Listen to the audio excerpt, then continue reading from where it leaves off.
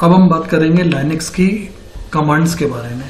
तो हमने पहले भी ये समझा था कि लाइनक्स हमें दोनों तरह के इंटरफेस प्रोवाइड करता है, GUI यानी ग्राफिकल यूजर इंटरफेस और नॉन GUI यानी नॉन ग्राफिकल इंटरफेस यानी कमांड वाला इंटरफेस। मतलब सरल शब्दों में ये है कि लाइनक्स अगर आपके कंप्यूटर पे है तो आप विंडोज की तरह माउस के थ्रू भी निर्देश दे सकते हो। जैसे विंडोज का ग्राफिकल एनवायरनमेंट है वैसा एनवायरनमेंट भी आप इस्तेमाल कर सकते हो। और अगर आपको लगता है कि कमांड्स के थ्रू मैनेज करना है तो वो सुविधा भी आपको यहाँ पर मिलेगी। जैसे डॉस में कमांड्स दी जाती हैं वैसे लिनक्स में भी आप कमांड्स का इस्तेमाल कर सकते हैं। तो कई सारी कमांड्स हैं लिनक्स से रिलेटेड। कुछ कमांड्स जो हैं वो आपको मैं समझा देता हूँ, बता देता हूँ। जैसे सबसे पहली कमांड है BC। BC कमांड का यूज करते हैं कैलकुलेटर ओपन करने के लिए। मतलब जब भी आप BC कमांड दोगे तो कैलकुलेटर की तरह आप मैथमेटिकल ऑपरेशन कर सकते हो। एक बात ध्यान रखना, लिनक्स में जब भी कमांड देनी हो तो कमांड के पहले $साइन लगाना जरूरी होता है। याद रखना ये बात। लिनक्स में जब भी कमांड देनी हो तो कमांड के पहले डॉलर का सिंबल लगाना जरूरी है। तो BC कमांड कुछ इस तरीके से एक्टिवेट होती है। ये देखिए सिंपल सा एग्जांपल दिया हुआ है। यहाँ पर BC के पहले $साइन देखिए लगा हुआ है। BC कमांड दी। BC कमांड देने के बाद अब जो भी आप प्लस माइनस ऑपरेशन करना चाहें, जैसे 1 + 1 किया तो 2 आ गया, 3 × 3 तो 9 आ गया। ये देखिए ये ऑपरेशंस किए, 25 × 2 50 हुआ, फिर उसमें से 1 माइनस हुआ तो 49 हो गया।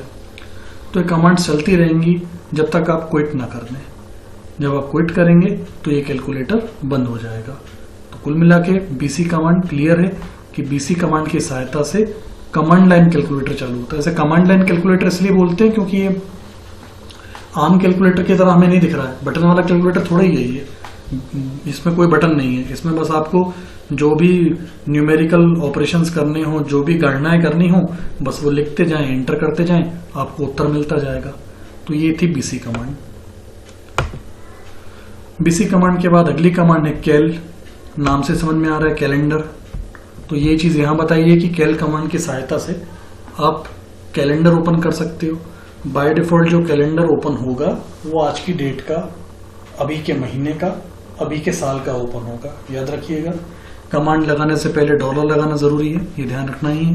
दूसरी बात, जब आप कैल कमांड लगाओगे तो आज की डेट का, बाय डिफॉल्ट आज की डेट का, अभी जो महीना चल रहा है उसका और अभी का जो ईयर है उसका, वो कैलेंडर आपके सामने, उस महीने का कैलेंडर आपके सामने दिखने लगेगा। तो ये वर्किंग है कैल कमांड की। कैल के बाद नेक्स्ट कमांड है कैट।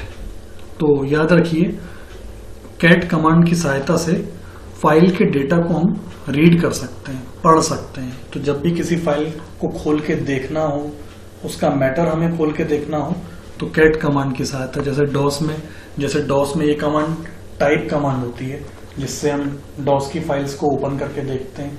ठीक वैसे ही लिनक्स में अगर आपको कोई फाइल के कंटेंट्स को पढ़ना हो, फाइल के डेटा को रीड करना हो, तो उस परिस्थिति में आप कैट कमांड का इस्तेमाल कर सकते हैं। वही चीज यहाँ बताई है कि this command is used to read data from the file. तो ये देखिए कैट कमांड के साथ अपन ने फाइल का नाम लिखा sample.txt। तो जो भी sample.txt के अंदर लिखा था वो हमारे सामने ये दिख रहा है। तो ये कैट कमांड है फाइल के डेटा को रीड करने के लिए। अगली कमांड है cd कमांड। तो cd जो डॉस में भी कमांड थी ये वाली, किसी डायरेक्टरी के अंदर जाने के लिए। आपको याद होगा डॉस में डायरेक्टरी बनाने की कमांड होती थी md मेक डायरेक्टरी, और डायरेक्टरी बनाने के बाद यदि उसके अंदर जाना हो तो अंदर जाने की कमांड होती थी cd। ठीक उसी तरह से लिनक्स में भी यदि किसी डायरेक्टरी के अंदर जाना हो तो cd का इस्तेमाल किया जाएगा। यही बात यहाँ पे बताई हुई है कि this command is used to get inside into any directory. यानी इस कमांड की सहायता से आप किसी भी डायरेक्टरी के अंदर जा सकते हैं। उदाहरण के लिए देखिए, नीचे एक डॉक्यूमेंट्स नाम की डायरेक्टरी है, तो उसके अंदर जाना है। तो अंदर जाने के लिए हमने कमांड में दिया cd डॉक्यूमेंट्स। तो cd डॉक्यूमेंट जैसे ही हम बोले तो हम डॉक्यूमेंट्स डायरेक्टरी के अंदर आ गए। अब हम डॉक्यूमेंट्स डायरेक्टरी के अंदर हैं, ये जानने के लिए एक कमांड बताई हुई है यहाँ पे pwd। pwd हम आगे चल के पढ़ेंगे। pwd का फुल फॉर्म होता है प्रेजेंट वर्किंग डायरेक्टरी।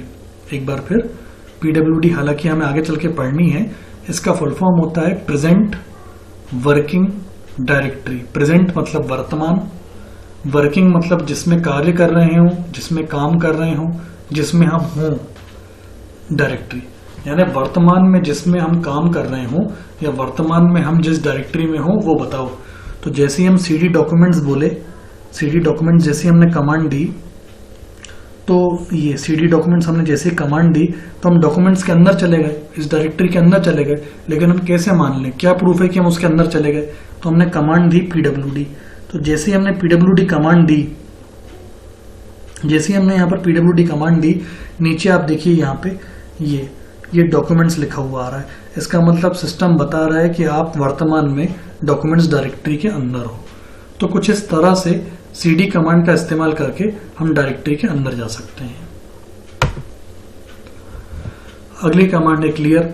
क्लियर नाम से समझ में आ रहा है, क्लियर कमांड लिखेंगे तो स्क्रीन साफ हो जाएगी। यही बात यहाँ बताई हुई है कि as the name states this command is used to clear the terminal screen. इस कमांड की सहायता से अपन टर्मिनल मतलब जो हमारा मॉनिटर है उसकी स्क्रीन को हम क्लियर कर सकते हैं। अब इस कमांड को चला के तो दिखा ही नहीं सकते, क्योंकि क्लियर चलाएंगे तो कुछ दिखेगा ही नहीं। जब हम क्लियर कमांड देंगे लाइनेक्स पे तो सब कुछ क्लियर हो जाएगा, कुछ दिखेगा ही नहीं। तो ये चीजें हमें दिखा नहीं सकता आपको। तो इसके बाद अगली कमांड है cmp। नाम से ही आप समझ जाइए, कंपैरिजन माने तुलना करना। तो जब भी कभी दो फाइल्स के बीच में तुलना करनी हो मतलब किसमें कितना साइज है, कितने बाइट्स हैं, डाटा के आधार पे तुलना करनी हो, किसमें कितना डाटा है, किस फाइल में कितना कंटेंट है, उसके अंदर मटेरियल कितना लिखा हुआ है। तो इस तरह की कभी अगर आप तुलना करनी हो तो तुलना करने के लिए हम cmp कमांड का इस्तेमाल कर सकते हैं। तो यही बात यहाँ बताई हुई है कि cmp command in Linux is used to compare the two file byte by byte. जिसे उदाहरण के लिए नीचे देखिए, अभी थोड़ी देर पहले मैंने बताया था कि फाइल खोल के देखने की कमांड कैट होती है, cat कैट, याद रखिएगा। तो एक फाइल बनी हुई है f1 नाम की। पहले हमने कैट लगा के f1 को खोला तो ये उसका मैसेज आ गया कि उसमें क्या लिखा है। फिर हमने कैट लिख के f2 नाम की फाइल को खोला, ये सेकंड फाइल है, तो ये उसके कंटेंट आ गए। तो पहली वाली में hi good morning how are you लिखा है, दूसरी जो f2 फाइल है उसमें लिखा है hi good evening what's going on. अब हमें इन दोनों में तुलना करनी है तो हमने cmp कमांड दी, cmp f1 f2। इससे क्या होगा, इन दोनों फाइलों के बीच में तुलनात्मक अध्ययन होगा, कंपैरेटिव स्टडी होगी इस कमांड से। तो ये देखिए, जो भी कंपैरेटिव स्टडी होगी वो आपको दिखेगी कि इन दोनों में डिफरेंस है 9 बाइट्स का। ये देखिए 9 बाइट्स का डिफरेंस है। लाइन नंबर 2 में डिफरेंस आ रहा है, देखिए। तो पहली लाइन तो देखो दोनों में हाय हाय कॉमन ही है, यहाँ पर भी फर्स्ट लाइन में हाय है, यहाँ भी फर्स्ट लाइन में हाय, तो कॉमन हो गई। तो लाइन 2 ने डिफरेंस बताया कि लाइन 2 में डिफरेंस है, इसमें गुड मॉर्निंग है, इसमें गुड इवनिंग है। अब जैसे एंटर करोगे तो फिर वो लाइन 3 में भी हमको डिफरेंस बताएगा कि लाइन 3 में डिफरेंस आप देख ही रहे हैं, यहाँ कुछ लिखा है, यहाँ कुछ लिखा है। तो इस तरह से फाइल्स के बीच में कंपैरिजन करना हो तो हम इन कमांड का इस्तेमाल कर सकते हैं, cmp कमांड का इस्तेमाल कर सकते हैं।